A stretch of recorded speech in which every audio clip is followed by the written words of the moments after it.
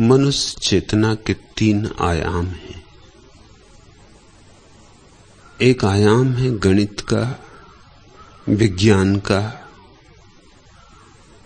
गद्य का। दूसरा आयाम है प्रेम का, काव्य का, संगीत का। और तीसरा आयाम है अनिर्वचनीय। न उसे गद्य में कहा जा सकता, न पद्य में। तर्क तो असमर्थ है ही उसे कहने में। प्रेम के भी पंख टूट जाते हैं।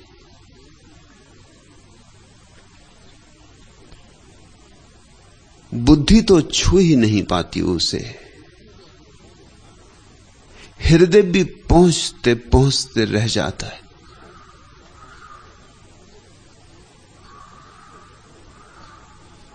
जिसे अनिर्वचनीय का बोध हो वह क्या करे, कैसे कहे? अकथ्य को कैसे कथन बनाए? जो निकटतम संभावना है वह है कि गाए, नाचे, गुनगुनाए, एक तारा बजाए, कि ढोलक पे थाप दे, कि पैरों में घुंघरू बांधे, कि बांसुरी पर अनिर्वचनीय को उठाने की असफल चेष्टा करे। इसलिए संतों ने गीतों में अभिव्यक्ति की है। नहीं कि वे कवि थे, बल्कि इसलिए कि कविता करीब मालूम पड़ती है। शायद जो गद्य में न कहा जा सके, पद्य में उसकी झलक आ जाए। जो व्याकरण में न बंधता हो वह शायद संगीत में थोड़ा सा आभास दे जाए। इसे स्मरण रखना। संतों को कवि ही समझ लिया तो भूल हो जाएगी। संतों ने काव्य में कुछ कहा है जो काव्य के भी अतीत है, जिसे कहा ही नहीं जा सकता। निश्चित ही गद्य की बजाय पद्य को संतों ने चुना, क्योंकि गद्य और भी दूर पड़ जाता है, गणित और भी दूर पड़ जाता है। काव्य चुना क्योंकि काव्य मध्य में है। एक तरफ व्याख्य विज्ञान का लोक है, दूसरी तरफ अव्याख्य धर्म का जगत है, और काव्य दोनों के मध्य की कड़ी है। शायद इस मध्य की कड़ी से किसी के हृदय की वीणा बज उठे। इसलिए संतों ने गीत गाए। गीत गाने को नहीं गाए, तुम्हारे भीतर सोए गीत को जगाने को गाए। उनकी भाषा पर मत जाना, उनके भाव पर जाना। भाषा तो उनकी अटपटी होगी। जरूरी भी नहीं कि संत सभी पढ़े लिखे थे। बहुत तो उनमें गैर पढ़े लिखे थे, लेकिन पढ़े लिखे होने से सत्य का कोई संबंध भी नहीं है। गैर पढ़े लिखे होने से कोई बाधा भी नहीं है। परमात्मा दोनों को समान रूप से उपलब्ध है। सच तो यह है, पढ़े लिखे को शायद थोड़ी बाधा हो, उसका पढ़ा लिखापन ही अवरोध बन जाए। गैर पढ़ा लिखा थोड़ा ज्यादा बोला, थोड़ा ज्यादा निर्दोष, उसके निर्दोष चित्त में, उसके भोले हृदय में सरलता से प्रतिबिंब बन सकता है। कम होगा विकृत प्रतिबिंब, क्योंकि विकृत करने वाला तर्क मौजूद ना होगा। झलक ज्यादा अनुकूल होगी सत्य के, क्योंकि विचारों का जाल ना होगा जो झलक को अस्त व्यस्त करे। सीधा सीधा सत्य झलकेगा, क्योंकि दर्पण पर कोई शिक्षा की धूल नहीं होगी।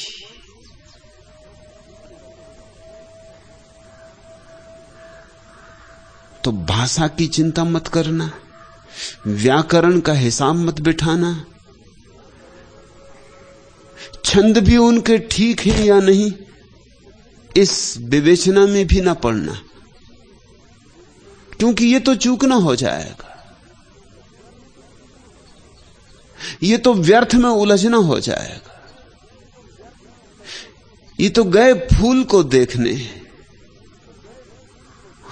और फूल के रंग और फूल के रसायन और फूल किस जाति का है और किस देश से आया है, इस सारे इतिहास में उलझ गए और भूल ही गए कि फूल तो उसके सौंदर्य में है। गुलाब कहां से आया क्या फर्क पड़ता है। ऐतिहासिक चित्त इसी चिंता में पड़ जाता है कि गुलाब कहां से आया। आया तो बाहर से, उसका नाम ही कह रहा है। नाम संस्कृत का नहीं है, हिंदी का नहीं। गुल का अर्थ होता है फूल, आब का अर्थ होता है शान, फूल की शान। आया तो ईरान से, बहुत लंबी यात्रा की, लेकिन यह भी पता हो कि ईरान से आया है गुलाब, तो गुलाब के सौंदर्य का थोड़ी इससे कुछ अनुभव होगा।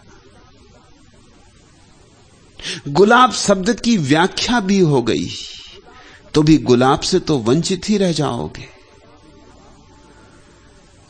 गुलाब की पखुड़ियां तोड़ ली, पखुड़ियां गिन ली, वजन नाप लिया, तोड़ फोड़ करके सारे रसायन खोज लिए, किन किन से मिलके बना, कितनी मिट्टी, कितना पानी, कितना सूरज, तो भी तो गुलाब के सौंदर्य से वंचित रह जाओगे। ये गुलाब को जानने के ढंग नहीं। गुलाब की पहचान तो उन आंखों में होती जो गुलाब के इतिहास में नहीं उलझती, गुलाब की भाषा में नहीं उलझती, गुलाब के विज्ञान में नहीं उलझती, जो सीधे सीधे नाचते हुए गुलाब के साथ नाच सकता है, जो सूरज में उठे गुलाब के साथ उसके सौंदर्य को पी सकता है,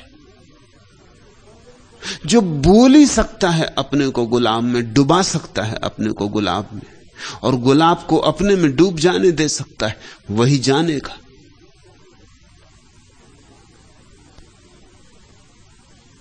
संतों के वचन गुलाब के फूल हैं।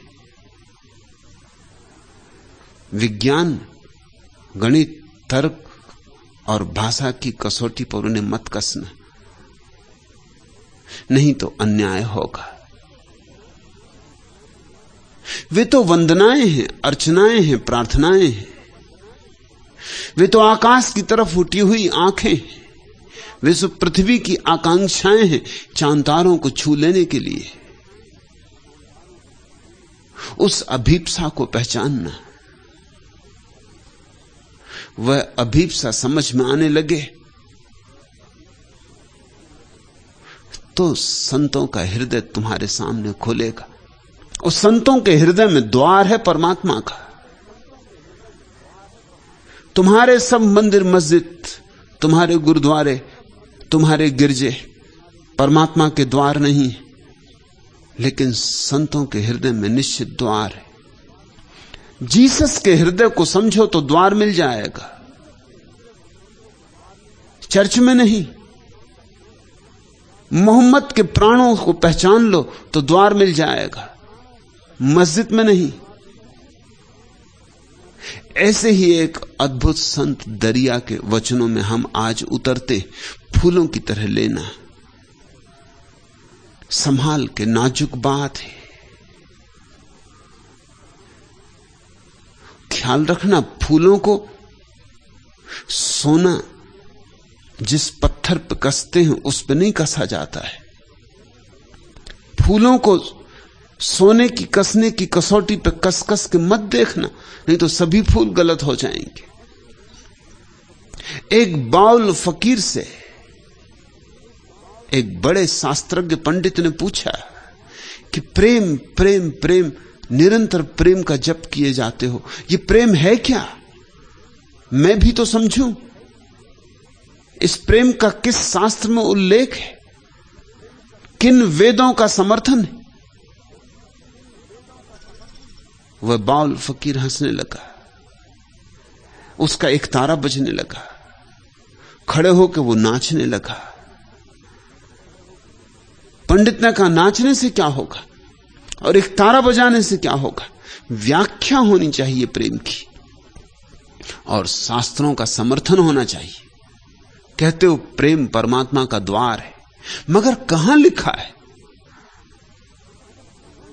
और नाचो मत, बोलो, एक तारा बंद करो, बैठो। तुम मुझे धोखे में न डाल सकोगे। औरों को धोखे में डाल देते हो एक तारा बजा के, नाच के, औरों को लुभा लेते हो, मुझको ना लुभा सकोगे। उस बाउल फकीर ने फिर भी एक गीत गाया। उस बाउल फकीर ने कहा, गीतों के सिवाय हमारे पास कुछ और है नहीं। यही गीत हमारे वेद, यही गीत हमारे उपनिषद, यही गीत हमारे कुरान। क्षमा करें, नाचूंगा, एक तारा बजाऊंगा, गीत गाऊंगा, यही हमारी व्याख्या है। अगर समझ में आ जाए तो आ जाए, न समझ में आए दुर्भाग्य तुम्हारा। पर हमसे और कोई व्याख्या न पूछो, और कोई उसकी व्याख्या है ही नहीं। और जो गीत उसने गाया वो बड़ा प्यारा था। गीत का अर्थ था, एक बार एक सुनार एक माली के पास आया और कहा कि तेरे फूलों की बड़ी प्रशंसा सुनी, तो मैं आज कसने आया हूं कि फूल सच्चे हैं, असली हैं या नकली हैं।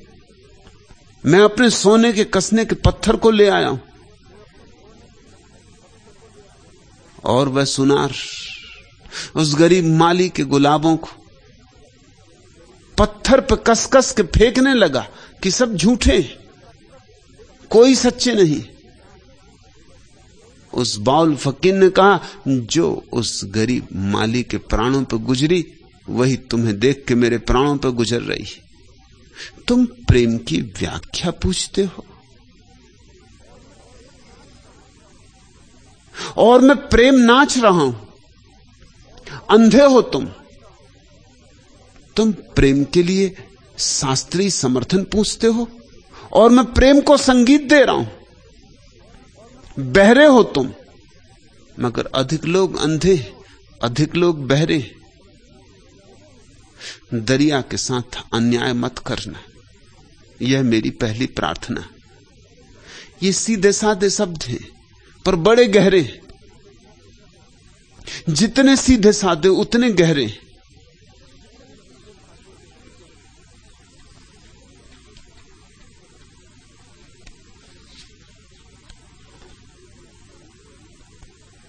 नहीं पूरी पड़ी सारी दिशाएं एक अंजलि को, अधूरी रह गई मेरी विधा एकांत पूजन की। बंधी ओंकार की अविराम सैलाकार बाहों में, नहीं पूरी हुई कोई कड़ी मेरे समर्पण की। समूचा सूर्य भी आजन्म पूजा दीप की मेरे, न बन पाया अकंपित वर्तिका का शुभ्र नीराजन। जपी अपराह्न रंजित स्तब्ध मेरी आयु गायत्री, न कर पाई अभी तक अंश भर उस दीप्ति का वंदन। जीवन भर भी तुम्हारी गायत्री हो जाए तो भी उस अनिर्वचनीय की व्याख्या नहीं होती, और सूरज भी तुम्हारी आरती का दिया बन जाए तो भी पूजा पूरी नहीं होती। नहीं पूरी पड़ी सारी दिशाएं एक अंजलि को, अधूरी रह गई मेरी विधा एकांत पूजन की। बंधी ओंकार की अविराम शैलाकार बाहों में, नहीं पूरी हुई कोई कड़ी मेरे समर्पण की। समूचा सूर्य भी आजन्म पूजा दीप की मेरे, न बन पाया अकंपित वर्तिका का शुभ्र नीराजन। जपी अपराह्न रंजित स्तब्ध मेरी आयु गायत्री, न कर पाई अभी तक अंश भर उस दीप्ति का वंदन।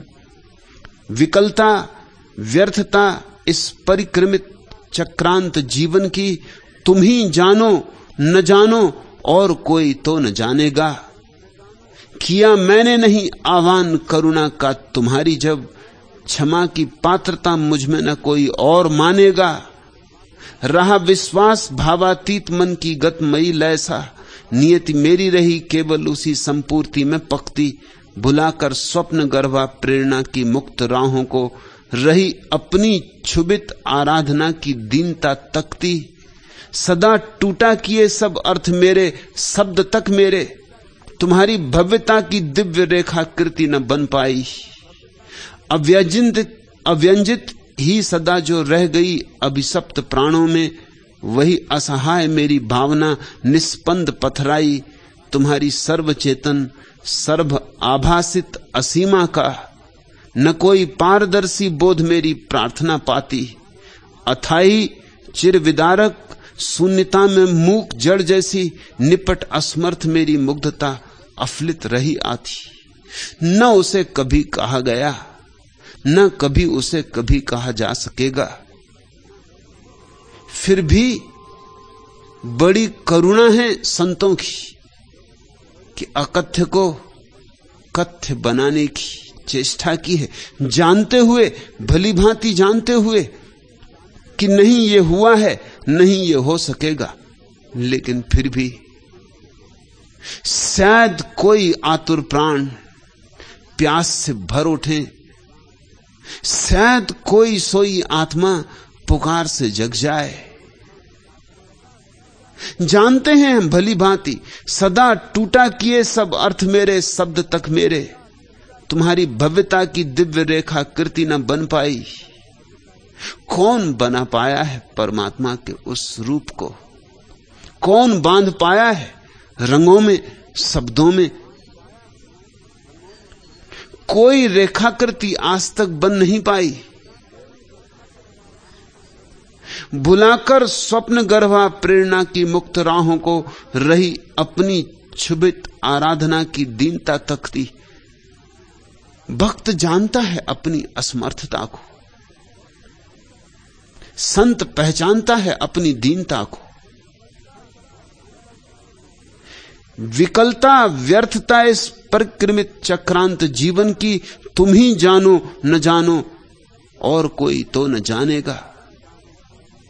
और परमात्मा ही पहचानता है भक्त की असमर्थता, और परमात्मा ही पहचानता है भक्त की अथक चेष्टा। नहीं जो कहा जा सकता उसे कहने की, नहीं जो जताया जा सकता उसे जताने की, नहीं जो बताया जा सकता उसे बताने की। इसलिए बड़ी सूक्ष्म प्रीति भरी आंखें चाहिए, बड़ी सरल निर्दोष श्रद्धा भरी बाहें चाहिए, तो ही आलिंगन हो सकेगा।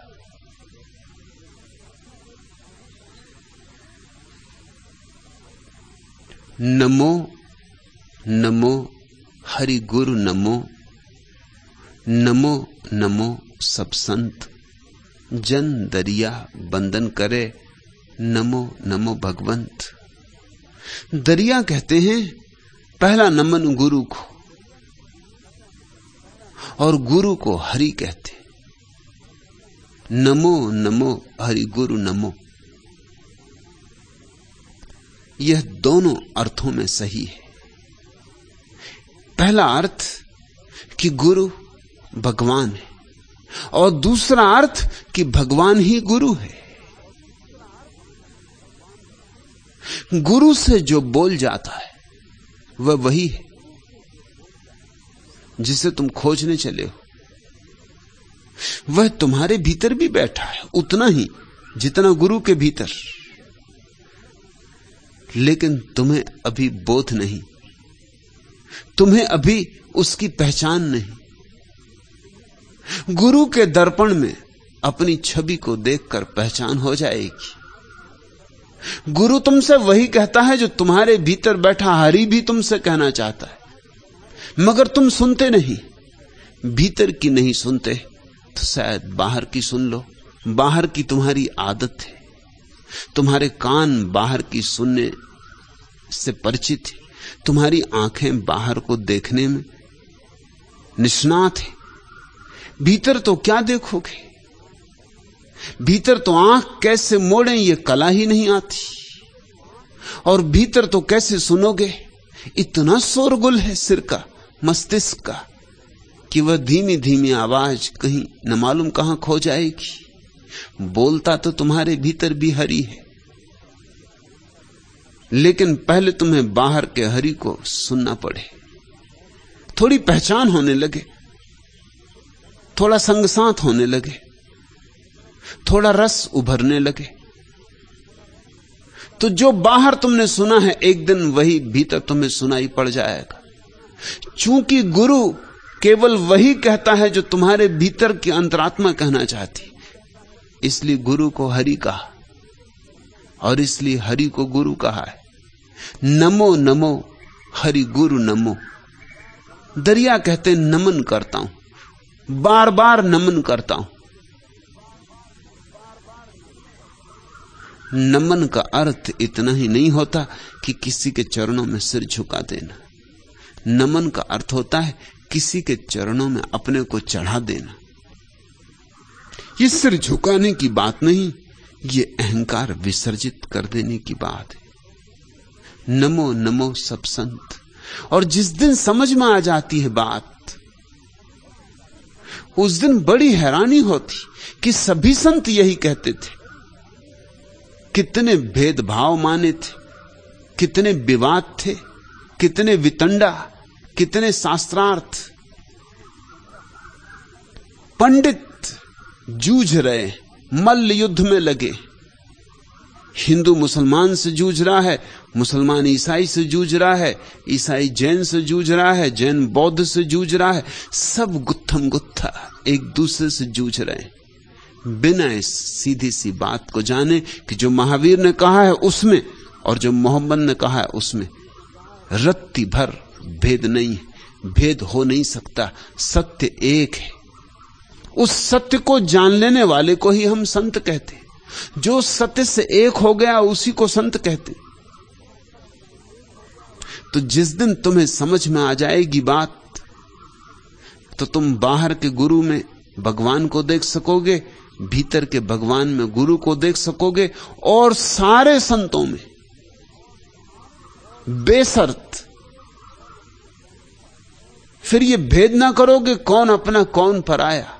सारे संतों में भी उसी एक अनुगूंज को सुन सकोगे। कितनी ही हो वीणाएं, संगीत एक है, और कितने ही हो दीप, प्रकाश एक है, और कितने ही फूल, सौंदर्य एक है।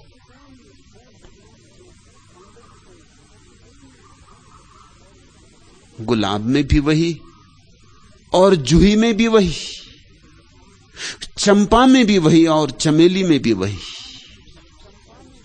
सौंदर्य एक है, अभिव्यक्तियां भिन्न। निश्चित ही कुरान की आयतें अपना ही ढंग रखती, अपनी शैली है उनकी, अपना सौंदर्य है उनका। समझो कि जूही के फूल,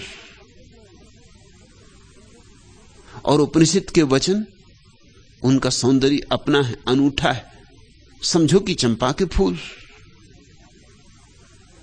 और बाइबल के उद्धरण, समझो कि गुलाब के फूल। पर सब फूल हैं और सब में जो फूला है वह एक है। वही सौंदर्य कहीं सफेद है और कहीं लाल है और कहीं सोना हो गया है। नमो नमो हरि गुरु नमो, नमो नमो सब संत।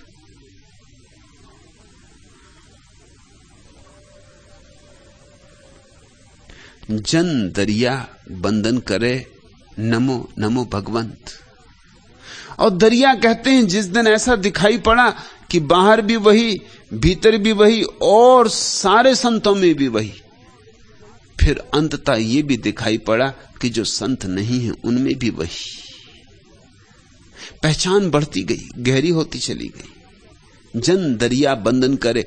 अब तो दरिया कहते हैं कि मैं इसकी चिंता नहीं करता किसको बंधन करना, सिर्फ वंदन करता हूं, नमो नमो भगवंत। अब यह भी फिक्र नहीं करता कि संत है कोई कि असंत है कोई, अच्छा है कि बुरा है कोई। पहले दिखाई पड़ा था कि फूलों में वही है, अब कांटों में भी वही दिखाई पड़ता है। हीरों में दिखाई पड़ा था, अब कंकड़ पत्थरों में वही दिखाई पड़ता है। अब कौन चिंता करे, अब कौन फिक्र ले। अब तो सिर्फ बंधन करता हूं, सभी दिशाओं में वंदन करता हूं। सभी मंदिर मस्जिद गुरुद्वारे मेरे। अच्छों की तो बात ही छोड़ दो, बुरों में भी वही है। उसके अतिरिक्त कोई और है ही नहीं। इसलिए अब तो वंदन ही बचा। अब तो झुक झुक पड़ता हूं। अब तो वृक्ष हो तो पत्थर हो तो उसकी छवि हर जगह पहचान आ जाती। दरिया सतगुरु शब्द सो मिट गई खेचातान। बड़ी खेचातानी में रहा हूं कि कौन सही कौन गलत, कौन शुभ कौन अशुभ, किस मंदिर जाऊं, किस मूर्ति की पूजा करूं, किस शास्त्र को पकड़ूं, कौन सी नाव पर सवार हूं, कैसे भवसागर पार होगा। बड़ी खेचातान थी। दरिया सतगुरु शब्द सो, लेकिन एक बार सदगुरु का शब्द सुन लिया कि मिट गई खेचातान, कि सारी खेचातान ही मिट गई, क्योंकि उस गुरु के एक शब्द में ही सारे गुरुओं के शब्द समाये हुए। एक गुरु में सारे गुरु मौजूद हैं, जो हुए, जो हैं, जो होंगे। एक गुरु में सारे गुरु मौजूद हैं। भरम अंधेरा मिट गया, परसा पद निर्वाण। एक शब्द भी कान में पड़ जाए सत्य का, एक रोशनी की किरण प्रविष्ट हो जाए तुम्हारे अंधकारपूर्ण ग्रह में, तुम्हारे हृदय में एक चोट पड़ जाए, तुम्हारा हृदय झंकार उठे एक बार सिर्फ, बस काफी। भरम अंधेरा मिट गया। उसी क्षण मिट जाता है सारा अंधकार, भ्रम का, माया का, मोह का। परसा पद निर्वाण। उसी क्षण उस महत पद का छूना हो जाता, हाथ में आ जाता है, स्पर्श हो जाता निर्वाण का।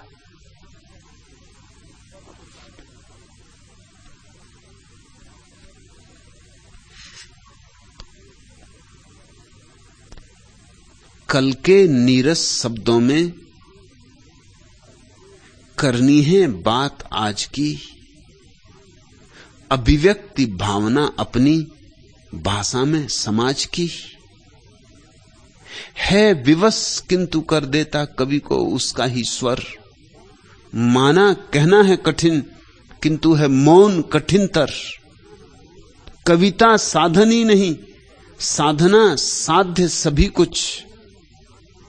मंदिर, वंदना, प्रसाद और आराध्य सभी कुछ। भ्रम है कहना निर्माण किया कविता का कवि ने। रचना की थी या जगा दिया कमलों को रवि ने। यह दूर हटा दो शब्दकोश, है व्यर्थ खोजना। इस मुद्रित पुस्तक में यह जागृत शब्द योजना। मेरी कविता का आस है तुम इस क्षण से पूछो, सुन सको प्रतिध्वनि मन में यदि तो मन से पूछो, मिल सकता तुमसे यदि मैं इतनी दूर न होता, शब्दों का आश्रय लेने पे मजबूर न होता, सांसों में साकार स्वयं बन जाती कविता, तुम सुनते मेरी बात स्वयं बन जाती कविता।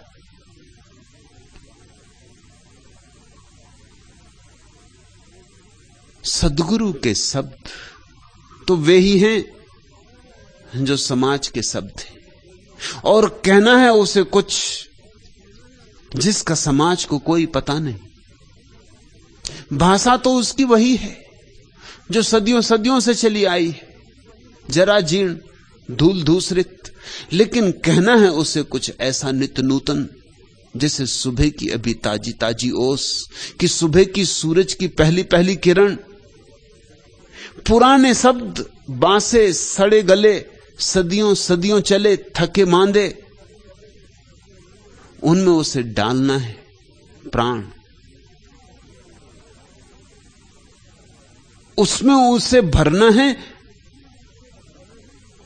उस सत्य को जो अभी अभी उसने जाना और जो सदा नया है और जो कभी पुराना नहीं पड़ता।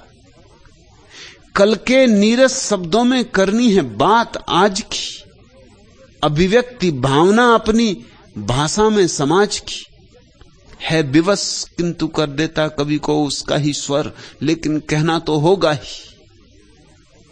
है विवश किंतु कर देता कवि को उसका ही स्वर, माना कहना है कठिन किंतु है मौन कठिनतर। कहना कठिन है लेकिन मौन चुप रह जाना और भी कठिन है। जिसने जाना है उसे कहना ही होगा, सुने कोई सुने, न सुने कोई न सुने, उसे कहना ही होगा। उसे अंधों के सामने दिए जलाने होंगे, उसे बहरों के पास बैठ के वीणा बजानी होगी। मगर 100 में कोई एक आध आंख खोल लेता और 100 में कोई एक आध पी जाता है उस संगीत को, पर उतना काफी, उतना बहुत है। और ऐसा मत सोचना कि ये जो शब्द संतों से उतरते हैं संतों के, संत तो केवल माध्यम है। कविता साधन ही नहीं, साधना साध्य सभी कुछ। मंदिर वंदना प्रसाद और आराध्य सभी कुछ। भ्रम है कहना निर्माण किया कविता का कवि ने, रचना की थी या जगा दिया कमलों को रवि ने। सुबह जब सूरज उगता है तो क्या कमलों की रचना करता है? कमल तो थे ही, सिर्फ सूरज के उगने से जाग जाते। सारा अस्तित्व काव्य से भरपूर है। कविता बहती है नदियों में, कविता हरी है वृक्षों में, कविता झकोरे ले रही सागरों में। कविता ही कविता है। सारा अस्तित्व उपनिषद है, कुरान है, मगर सोया पड़ा है। किसी सद्गुरु की चोट से कमल खिल जाता है। और धन्य भागी हैं वे जो शब्दों में नहीं उलझते और शब्दों में छिपे हुए निशब्द को पकड़ लेते, जो पंक्तियों के बीच पढ़ना जानते, जो शब्दों के बीच झांकना जानते। तो फिर एक शब्द भी काफी हो जाता है। दरिया सतगुरु शब्द सो, मिट गई खेचातान, भरम अंधेरा मिट गया, परसा पद निर्वाण। छू लिया परमात्मा को, स्पर्श हो गया। दूरी नहीं है तुम में और परमात्मा में, अभी छू सकते हो, यहीं छू सकते हो। पर कान खोलो, आंख खोलो, चेतना का कमल खिलने दो। सोता था बहुजन्म का सतगुरु दिया जगाए, जन दरिया गुरु शब्द सो सब दुख गए बिलाए। कुछ और नहीं किया गुरु ने, सोए को जगा दिया, सोए को झकझोर दिया। छिपा तो सबके भीतर वही है। चाहिए कि कोई तुम्हें झकझोर दे, लेकिन तुम तो जाते भी हो मंदिर और मस्जिद तो सांत्वना की तलाश करने जाते हो, सत्य की तलाश करने नहीं। तुम तो जाते भी हो संतों के पास तो चाहते हो थोड़ी सी मीठी मीठी बातें कि तुम और सफलता से सपने देख सको। तुम जाते भी हो तो आशीष मांगने जाते हो कि तुम्हारे सपने पूरे हो जाए। और जो तुम्हें आशीष दे देते होंगे वे तुम्हें प्रीतिकर भी लगते होंगे, और जो तुम्हारी पीठ ठोंक देते होंगे और कहते होंगे तुम बड़े पुण्यात्मा हो, और कहते होंगे कि तुमने मंदिर बनाया और धर्मशाला बनाई और तुम कुंभ भी हो आए और हज की यात्रा कर ली, अब और क्या करने को शेष है। परमात्मा तुमसे प्रसन्न है, तुम्हारा स्वर्ग निश्चित है। जो तुमसे ऐसी झूठी बातें, व्यर्थ की बातें कह देते हो वे तुम्हें प्रीतिकर भी लगते होंगे। झूठ अक्सर मीठे होते। एक तो झूठ है तो अगर कड़वे हो तो कौन स्वीकार करेगा। झूठ पर मिठास चढ़ानी पड़ती, सांत्वना की मिठास। सत्य कड़वे होते क्योंकि सत्य तुम्हें सांत्वना नहीं देते बल्कि तुम्हें जगाते। और हो सकता है कि तुम अपनी नींद में बड़े प्यारे सपने देख रहे हो तो जगाने वाला दुश्मन मालूम पड़े। सद्गुरु सदा ही कठोर मालूम पड़ेगा।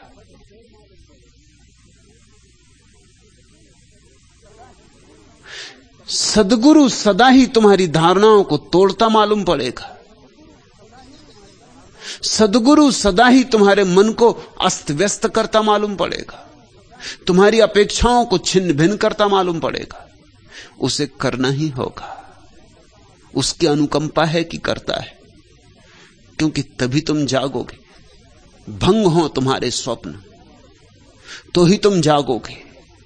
नींद प्यारी लगती है, विश्राम मालूम होता है। जो भी जगाएगा वो दुश्मन मालूम होगा, पर बिना जगाए तुम्हें पता भी न चलेगा कि तुम कौन हो और कैसी अपूर्व तुम्हारी संपदा है। यह रुपहली छांव वाली बेल, कस मसाते पास में बांधे हुए आकाश, तिमिर तरु की स्याह शाखों पर पसर कर हर नखत की कुसुम कोमल झिलमिलाहट से रही है खेल। यह रुपहली छाए वाली बेल, लहराता गगन से भूमि तक जिनके रजत आलोक का विस्तार, रश्मियों के वे सुकोमल तार, उलझे रात के हर पात से सुकुमार। इस धवल आकाश लतिका में झूलता 16 पखुरियों का अमृत में फूल, गंध से जिसकी दिशाएं अंध, खोजती फिरती अजाने मूल से संबंध। वल्लरी निर्मूल फिर भी विकसता है फूल, विधि ने की नहीं है भूल, है रहस्य भरा हृदय से हर हृदय का मेल। हर जगह छाई हुई है यह रुपहली छाए वाली बेल, हर हृदय में अपूर्व सुगंध भरी है। जरा संबंध जोड़ने की बात है।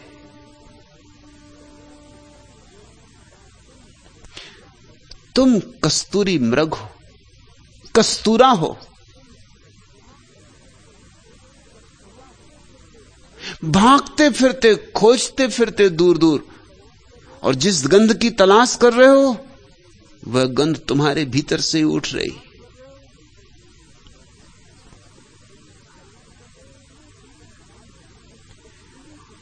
उस कस्तूरे के तुम मालिक हो।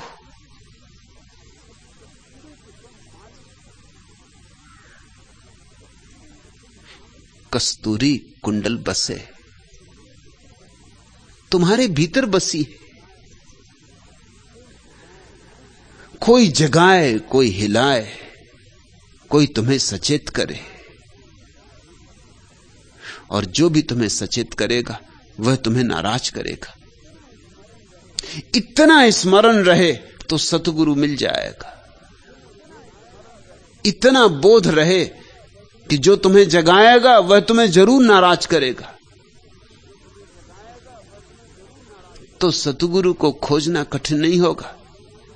जो तुम्हें सांत्वना देते हो और तुम्हारे घावों को मलहम पट्टी करते हो और तुम्हारे अंधेरे को छिपाते हो और तुम्हारे ऊपर रंग पोत देते हो, उनसे सावधान रहना। सांत्वना जहां से मिलती हो समझ लेना कि वहां सद्गुरु नहीं है। सद्गुरु तो झकझोरेगा, उखाड़ देगा वहां से जहां तुम हो, क्योंकि नई तुम्हें भूमि देनी और नया तुम्हें आकाश देना है। सोता था बहु जन्म का, सतगुरु दिया जगाए। जन दरिया गुरु शब्द सो, सब दुख गए बिलाए। और दरिया कहते हैं मैं चमत्कृत हूं कि जागते ही सारे दुख विलीन हो गए। मैं तो सोचता था एक एक दुख का इलाज करना होगा। क्रोध है तो इलाज करना होगा, लोभ है तो इलाज करना होगा, मोह है तो इलाज करना होगा, अहंकार है, यह है वह है, हजार रोग हैं, व्याधियां ही व्याधियां हैं। इतनी व्याधियों के लिए इतनी ही औषधियां खोजनी होंगी, लेकिन बस एक औषधि और सारी व्याधियां मिट गई। क्योंकि जितने रोग हैं वे सिर्फ हमारे स्वप्न हैं, उनकी कोई सच्चाई नहीं। पापी पाप का स्वप्न देख रहा है, पुण्यात्मा पुण्य का स्वप्न देख रहा है। जागा हुआ ना तो पापी होता है ना पुण्यात्मा होता है, जागा हुआ तो सिर्फ जागा हुआ होता है, उसका कोई स्वप्न नहीं होता। चोर चोर होने का स्वप्न देख रहा है और तुम्हारे तथाकथित साधु साधु होने का सपना देख रहे हैं। जागा हुआ ना तो असाधु होता ना साधु होता, बस जागा हुआ होता है। और जागते ही सारे रोग मिट जाते। एक समाधि सारी व्याधियों को ले जाती।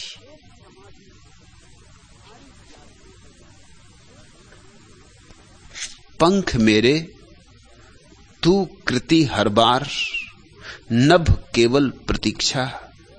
तू उमड़ बढ़ वक्र में अपने गगन को घेर, उस अनियमित काल गति में सत्य अपने हेर। फूंक अपनी तीव्र गति से उस मरण में प्राण, दे निरर्थक कल्पनोपरि को धरा के मान।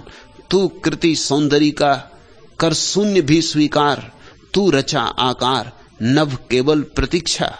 उठ नए विश्वास से बंजर धरा को गोड़, बधिर नभ के मौन को किलकारियों से फोड़। ज्योति के निःशब्द तारों में गुंजा दे गान, जिस तरफ उड़ जाए तू खिल जाए वह वीरान। तू कृति है गीत का कर मौन भी स्वीकार, गा बहा रसधार नभ केवल प्रतीक्षा। ये तुले डैने अप्रतिहत व्योम में छा जाएं, मर्म लघु के संतुलन में व्रत के पा जाएं। उधर विघ्नों की चुनौती इधर हट निर्माण, फहर अंबर चीरकर ओ धरा के अभिमान। तू कृति है राह का कर अगम भी स्वीकार, फैल पारावार नभ केवल प्रतीक्षा। कोई जगाए झकझोरे, कोई कहे उठ, नए विश्वास से बंजर धरा को गोड़। बधिर नभ के मौन को किलकारियों से फोड़, ज्योति के निस्तब्ध तारों में गुंजा दे गान। जिस तरफ उड़ जाए तू खिल जाए वह वीरान। तू कृति है गीत का कर मौन भी स्वीकार, गा बहा रसधार नभ केवल प्रतीक्षा। हम वही हो सकते हैं जो हम हैं, हम वही हो सकते हैं जो हमारा स्वभाव है, पर हमें पता ही नहीं। अपना स्वभाव ही भूल गया, अपना स्वरूप ही भूल गया कि हमारी बड़ी क्षमता है, कि हमारे भीतर सृष्टा का आवास है, कि परमात्मा ने हमें अपने रहने के लिए आवास चुना है। तू कृति है गीत का, कर मौन भी स्वीकार, गा बहा रसधार, नभ केवल प्रतीक्षा। कोरे आकाश को बैठे हुए मत देखते रहो, आकाश कुछ भी ना करेगा। हाथ जोड़े हुए मंदिरों में प्रार्थनाएं मत करते रहो, इससे कुछ भी ना होगा। नभ केवल प्रतीक्षा। आकाश तो शून्य है, इसमें तुम्हें जागना होगा, निर्माण करना होगा, स्वयं को निखारना होगा, स्वयं की धूल झाड़नी होगी। ये तुले डैने अप्रतिहत व्योम में छा जाएं, मर्म लघु के संतुलन में बृहत के पा जाएं। उधर विघ्नों की चुनौती, इधर हट निर्माण, फहर अंबर चीर करो धरा के अभिमान। तू कृति है राह का, कर अगंभी स्वीकार, फैल पारावार, नभ केवल प्रतीक्षा। कौन होगा जो ऐसा तुमसे कहे? वही जिसने फैलाए हों अपने पंख और जिसने आकाश की ऊंचाइयां जानी, वही जिसने डुबकी मारी हो प्रशांतों में और गहराइयां पहचानी हो, वही जिसके भीतर फूल खिले हो, जिसके भीतर मौन जगा हो, जिसने अपने भीतर परमात्मा को आलिंगन किया हो, वही तुम्हें भी जगा सकता है। लेकिन तुम पंडितों पुरोहितों के पास चक्कर लगा रहे, न वे जगे हैं न वे जगा सकते। राम बिन फीका लगे सब क्रिया शास्त्र ज्ञान। दरिया कहते तुम किनके पास भटक रहे हो? राम जिन्हें मिला नहीं, राम जो अभी हो नहीं गए, राम जिनके भीतर अभी जागा नहीं, राम बिन फीका लगे। पंडित पुरोहित, उनकी जरा आंखों में झांको, उनके जरा हृदय में टटोलो। अक्सर तो तुम उन्हें अपने से भी ज्यादा अंधकार में पड़ा हुआ पाओगे। सब क्रिया शास्त्र ज्ञान, जरूर क्रियाकांड वे जानते हैं और शास्त्र भी बहुत उनके पास है, और शास्त्रों से सीखा हुआ तोतों जैसा ज्ञान भी उनके पास बहुत है, मगर उसका कोई मूल्य नहीं, उनके जीवन पर उसकी कोई छाप नहीं। मैं मुल्ला नसरुद्दीन के गांव गया था। मुल्ला मुझे नगर का दर्शन कराने ले गया। विश्वविद्यालय की भव्य इमारत को देखकर मैंने मुल्ला से कहा, नसरुद्दीन, क्या यही विश्वविद्यालय है? सुंदर है, भव्य है। हो, मुल्ला ने उत्तर दिया।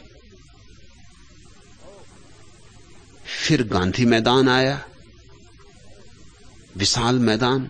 तो मैंने कहा, यही है गांधी मैदान? मुल्ला ने कहा, हो। हर बात के उत्तर में हो शब्द सुनकर मैंने पूछा, यह हो क्या होता है? हो, मुल्ला ने कहा, यहां का आंचलिक शब्द है। बिना पढ़े लिखे लोग हां को हो बोलते। तो मैंने कहा, लेकिन नसरुद्दीन, तुम तो पढ़े लिखे हो। उसने कहा, हो।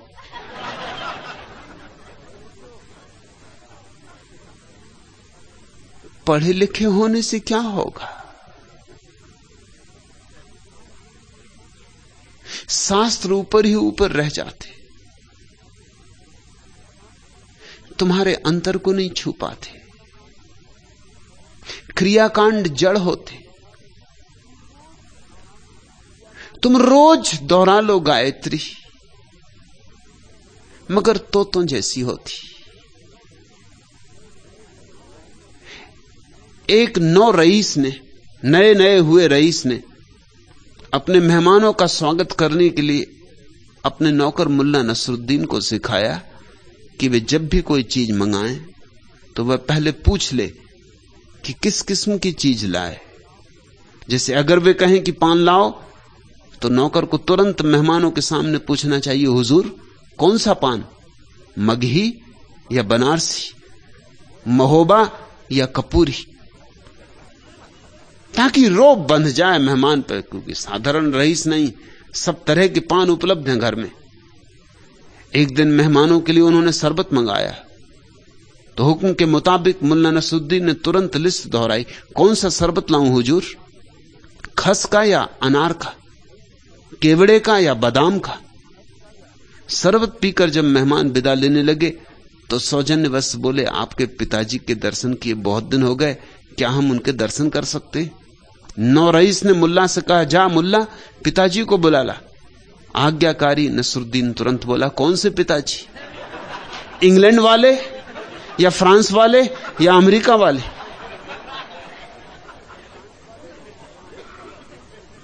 क्रियाकांड में उलझा हुआ आदमी इससे ज्यादा ऊपर नहीं उठ पाता। सब थोथा थोथा, समझ नहीं होती क्या कर रहा है। जैसा बताया है वैसा कर रहा है। कितनी आरती उतारनी उतनी आरती उतार देता है, कितने चक्कर लगाने मूर्ति के उतने चक्कर लगा लेता है, कितने फूल चढ़ाने उतने फूल चढ़ा देता है, कितने मंत्र जपने उतने मंत्र जम लेता है, कितनी माला फेरनी उतनी माला फेर देता है। लेकिन हृदय का कहीं भी संस्पर्श नहीं है और न कहीं कोई बोध है। राम बिना फीका लगे, दरिया ठीक कहते हैं, जब तक भीतर का राम न जगे या किसी जागे हुए राम के साथ संग साथ ना हो जाए, तब तक सब फीका है। सब क्रिया शास्त्र ज्ञान, दरिया दीपक कह करे उदा भया निज भान। और जब अपने भीतर ही सूरज उगाता है तो फिर बाहर के दियों की कोई जरूरत नहीं रह जाती, न शास्त्र की जरूरत रह जाती, न क्रियाकांडों की जरूरत रह जाती। जब अपना ही बोध हो जाता है तो फिर आवश्यक नहीं होता कि हम दूसरों के उधार बोध को ढोते फिरें। दरिया दीपक कह करे उदय भया निजभान। दरिया कहता है अब तो कोई जरूरत नहीं, अब उपनिषद कुछ कहते हो तो कहते रहें, ठीक ही कहते, कुरान कुछ कहती हो तो कहती रहे, ठीक ही कहती है। अपना ही कुरान जग गया, अपने ही भीतर आयतें खिलने लगी, अपने भीतर ही उपनिषद पैदा होने लगे। सद्गुरु सिद्धांत नहीं देता, सद्गुरु जागरण देता है। सद्गुरु शास्त्र नहीं देता, स्वबोध देता है। सद्गुरु क्रियाकांड नहीं देता, स्वानुभूति देता है, समाधि देता है। दरिया नर्तन पाकर किया चाहे काज, राव रंक दोनों तरह जो बैठे नाम जहाज। दरिया कहते हैं जिंदगी मिली है तो कुछ कर लो, असली काम कर लो, किया चाहे काज। ऐसे ही व्यर्थ के कामों में मत उलझे रहना। कोई धन इकट्ठा कर रहा, कोई बड़े पद पर चढ़ा जा रहा, सब व्यर्थ हो जाएगा। मौत आती ही होगी, मौत आएगी, सब पानी फेर देगी तुम्हारे किए पर। जिस दरिया नर्तन पाकर किया चाहे काज, ये मनुष्य का अद्भुत जीवन मिला है। असली काम कर लो। असली काम क्या है? राव रंग दोनों तरह जो बैठे नाम जहाज। प्रभु का स्मरण कर लो, प्रभु के स्मरण की नाव पर सवार हो जाओ। इसके पहले कि मौत तुम्हें ले जाए, प्रभु की नाव पर सवार हो जाओ।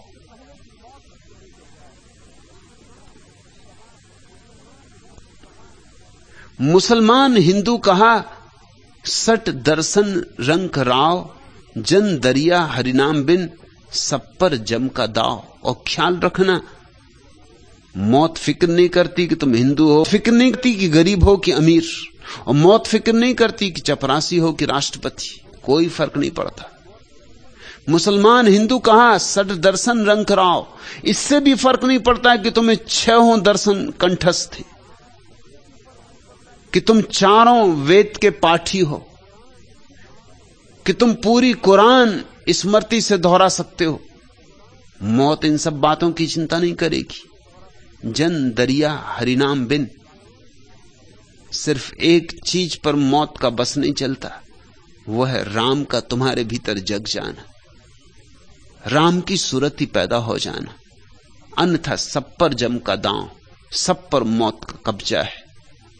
सिर्फ राम अमृत है, बाकी सब मरण धर्मा है।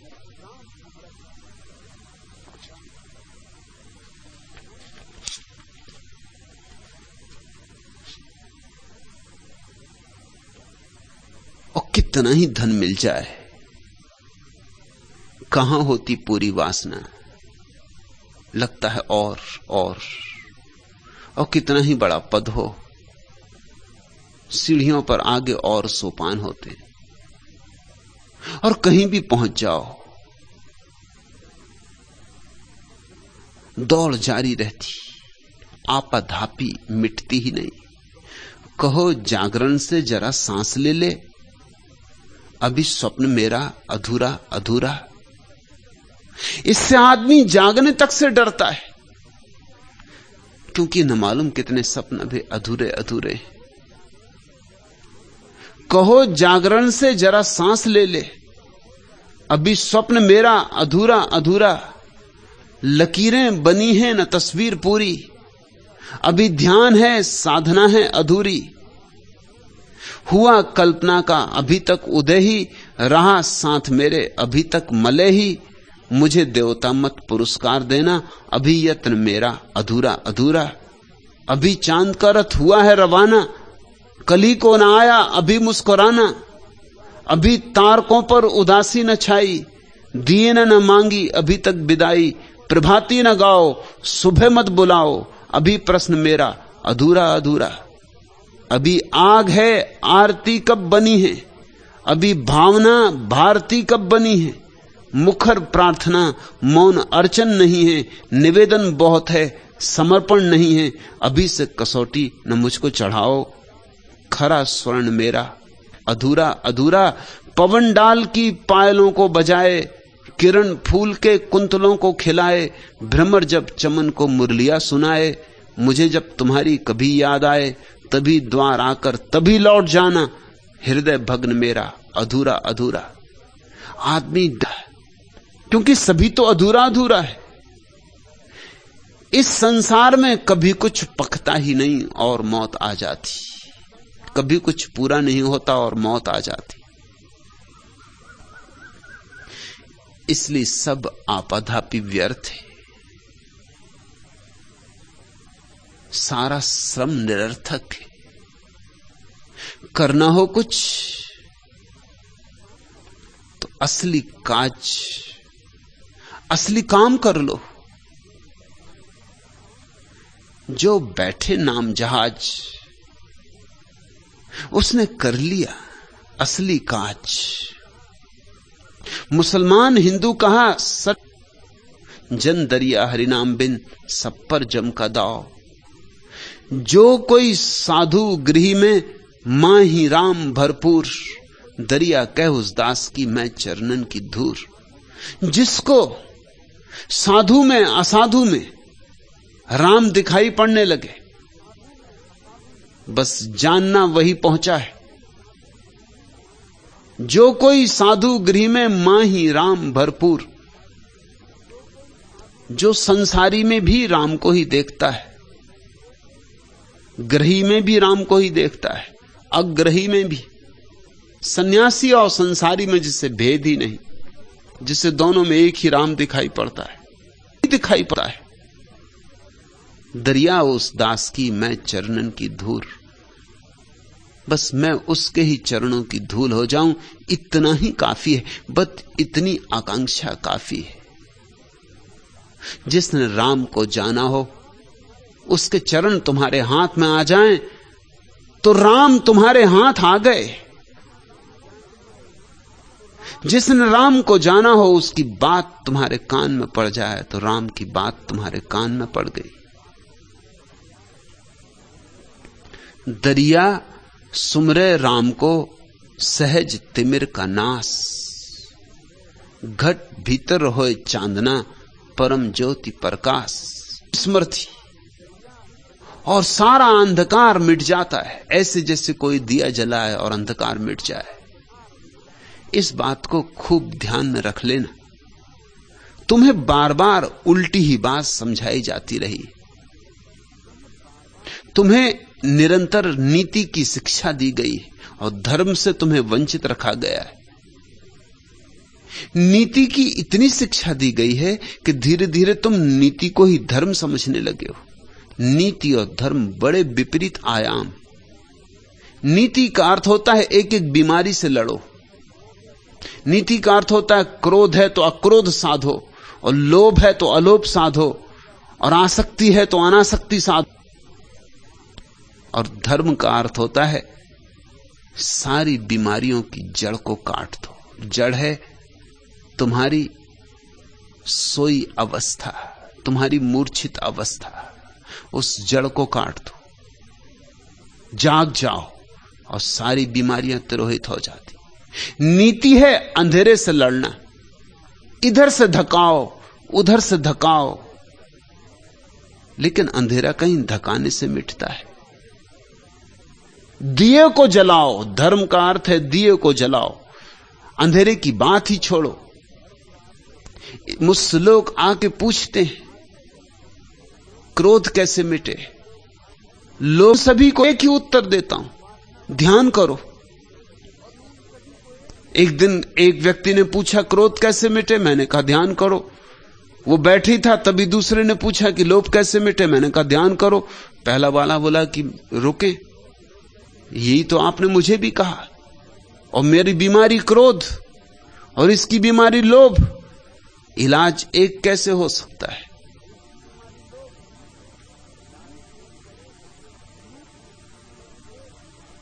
नीति प्रत्येक बीमारी की अलग अलग व्यवस्था करती, इसलिए नीति बड़ी तर्कयुक्त मालूम होती।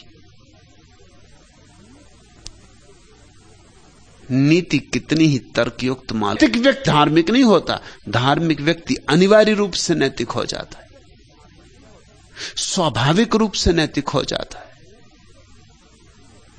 एक ही चीज करनी, जागना है। नींद क्या है और जागना क्या है? एक वस्तु है, एक बिंब है, मैं दोनों के बीच, मेरे दृग दोनों के बीच। कितना भी मैं चितवन फेरूं, चाहे एक किसी को हेरूं, उभय बने रहते हैं दृग में, सर में पंकज कीच। एक रूप है, एक चित्र है, मैं हैं मन खींच। एक सत्य है, एक स्वप्न है, मैं दोनों के बीच, मेरे दृग दोनों के बीच। प्यासा थल जल की आशा में, रटता है जब खग भाषा में। रवि कर ही तब घन गागर भर, जाते हैं बंसीच। एक ब्रह्म है, एक प्रकृति है, मैं दोनों के बीच, मेरे दृग दोनों के बीच। ये मैं भाव, बस ये मैं भाव हमारी निद्रा है, हमारी तंद्रा है, हमारी मूर्छा है। जिसने मैं भाव छोड़ा वह जागा। इस मैं के कारण दो हो गए हैं जगत। प्रकृति नदी में डुबा दो, मिट्टी के घड़े में पानी भर जाएगा, बाहर भी वही पानी है, भीतर भी वही पानी, बीच में एक मिट्टी की दीवार खड़ी हो गई। अब घड़े का पानी अलग मालूम होता, नदी का पानी अलग मालूम होता। अभी अभी एक थे, अब भी एक है, बस जरा सी घड़े की दीवार, पतली सी मिट्टी की दीवार। बस ऐसी ही क्षीण सी अहंकार की एक भाव दशा है जो हमें परमात्मा से अलग किए, और हम बीच में खड़े हैं, इसलिए प्रकृति और परमात्मा अलग मालूम हो रहे हैं। जहां मैं गया वहां प्रकृति और परमात्मा भी एक हो जाते।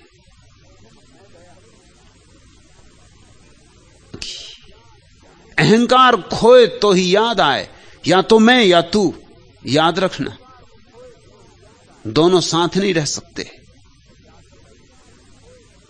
सूफी फकीर जलालुद्दीन की कविता तुम्हें याद दिलाऊं। प्रेमी ने अपने प्रेसी के द्वार पर दस्तक दी है, भीतर से आवाज आई, कौन है? प्रेमी ने कहा, मैं हूं तेरा प्रेमी। पहचाना नहीं,